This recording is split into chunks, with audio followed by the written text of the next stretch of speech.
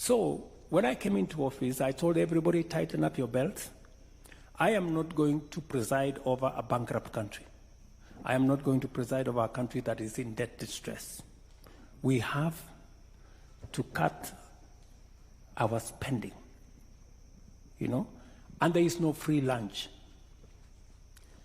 And we have to think of what we need to do two fundamental things.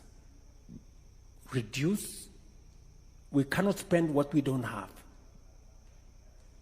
And number two, if we look at our peers, and Kenyans have been socialized to believe that they pay the highest taxes. But empirical data shows Kenya, as of last year, our tax as a percentage of our revenues was 14%.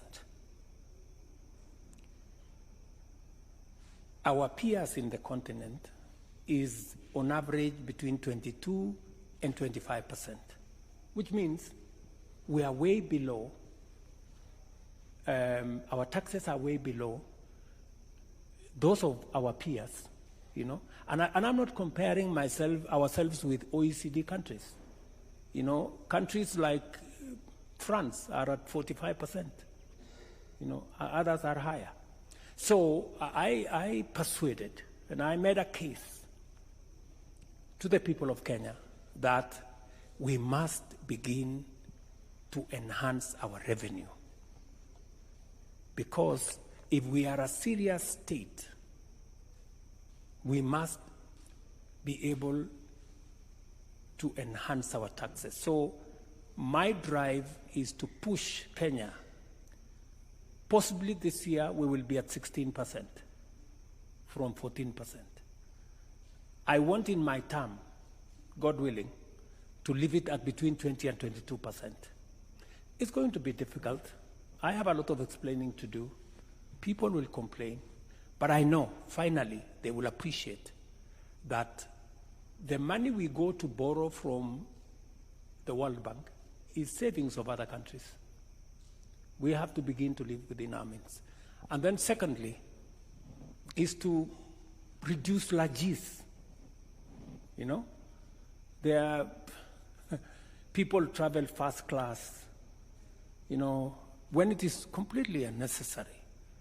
People do, things that, and so when I called, by the way, I sat here with heads of ministries, departments, agencies, and I told them, look, from our data,